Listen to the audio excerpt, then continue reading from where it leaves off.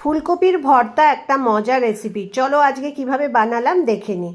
একটা ফুলকপির অর্ধেক কেটে নিয়ে শুধু ফুলটা নিয়েছি, আর একটা আলু নিয়ে হলুদ দিয়ে জল দিয়ে প্রেসার কুকারে 2টো সিটি দিয়ে সেদ্ধ করে নিয়েছি।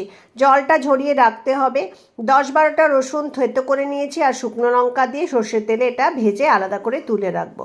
এবার সর্ষের তেল দিয়ে দিলাম 2 চামচ, তার মধ্যে কালো জিরা ফোড়ন দিলাম, আর একটা বড় পেঁয়াজ কুচি আর 4-5টা কাঁচা লঙ্কা দিয়ে ভালো করে ভেজে নিতে হবে। পেঁয়াজ আর কাঁচা লঙ্কা দিয়ে ভালো করে ভেজে নিতে হবে। তারপরে আলু সিদ্ধ আর ফুলকপিটা যেন ভালো করে সেদ্ধ হয় এবং জল ঝরিয়ে এটা দিয়ে দিতে হবে। আগে থেকে তোমরা মেখেও নিতে পারো। দিয়ে এটা 5-6 মিনিট ভালো করে পেঁয়াজের সঙ্গে ভাজতে হবে যাতে কাঁচা গন্ধ না থাকে।